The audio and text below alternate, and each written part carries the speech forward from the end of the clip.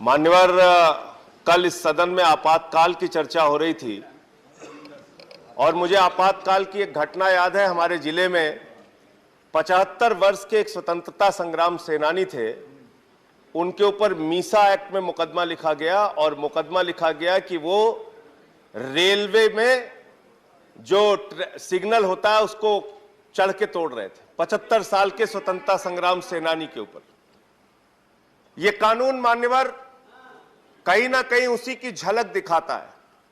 आप इस देश में फिर से एक बार आपातकाल लाना चाहते हैं, तानाशाही की व्यवस्था लाना चाहते हैं और एफआईआर की बात आप कर रहे हैं। मान्यवर, इन लोगों ने कैसे कैसे लोगों पे एफआईआर की।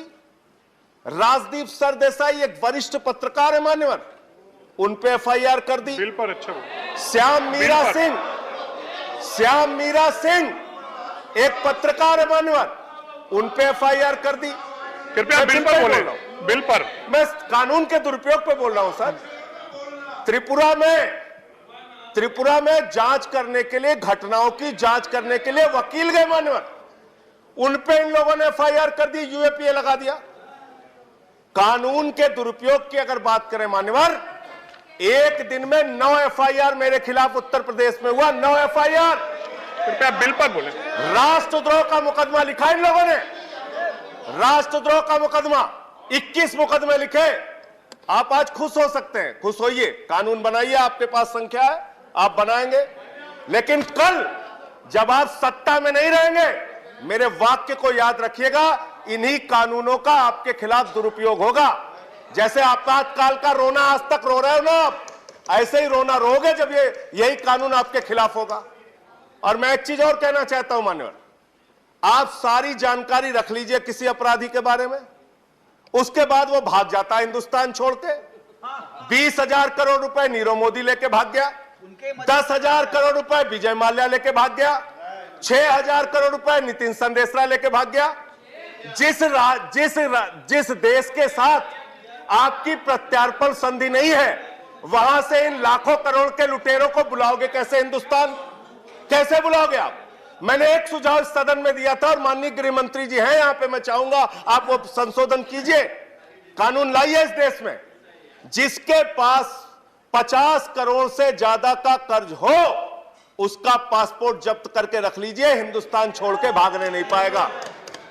आप वो करना नहीं चाहते, आपको पकड़ना है विपक्ष के नेताओं को बिल पर। लेकिन एक बात, अच्छा एक बात और कह रहा हूं मानवर, एक बात कह के खत्म कर रहा हूं अपनी बात। जितना समय उतना तो बोलने दीजिए, बोलिए प्लीज। जितना समय उतना तो बोलने दीजिए, बोलिए आप। ये इस बिल से कुछ करेंगे नहीं करेंगे मान्यवर, सबका साथ सबका विकास जरूर करेंगे, सबका विकास करेंगे और अलग अलग राज्यों में अलग अलग विकास देखने को मिलेगा।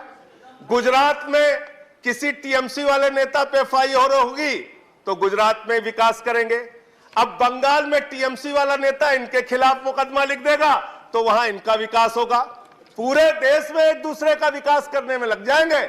और शिवसेना वाले हमारे संजय रावत भाई बैठे हैं, ये अगर विकास करने में लग गए तो बड़ी मुश्किल हो जाएगी। महाराष्ट्र रोज रोज जाना पड़ेगा आप लोगों को, रोज जाना पड़ेगा। धन्यवाद संजय सिंह। आम आदमी पार्टी की भी सरकार नहीं है पंजाब में। धन्यवाद संजय सिंह। इन झगड़ों में मत पड़ो। धन्यवाद। ऐसे एक दूसरे राज्यों में एफआईआर होती रहेगी, आप लोगों को बुलाया जाता रहेगा। धन्यवाद। सारे काम इसी में लग जाओगे, देश का विकास शिक्षा पे काम करो, स्वास्थ्य। धन्यवाद सर, खत्म कर रहा हूँ, सबको 5-5, 10-10 मिनट दिया आपने। प्लीज धन्यवाद। मुझे आप एकदम नहीं बोलने दे रहे। नहीं आपको सर, ये न्याय नहीं है मेरे साथ। प्लीज, ये मेरे हाथ में नहीं है। मैं खत्म कर रहा हूँ सर, मैं खत्म कर रहा हूँ। मैं सिर्फ ये कहना चाहता हूं, आप ये झगड़े लड़ाई की राजनीति छोड़ के कुछ ऐसा काम कीजिए जो लगे कि आप न्याय दिलाना चाहते हैं। करोड़ों केसेस पेंडिंग है इस देश में, धन्यवाद, करोड़ों केसेस। और माननीय प्रधानमंत्री जी ने इसी सदन में कहा था, फास्ट ट्रैक कोर्ट बना के हम न्याय करेंगे, अपराधियों पे कार्रवाई करेंगे। विनय विश्वम जी, please, Bharatiya Janata otherwise on next speaker विनय विश्वम जी। नेताओं पे कार्रवाई, केवल जो विनय विश्वम जी बोलेंगे वो रिकॉर्ड में जाएगा, नथिंग विल गो।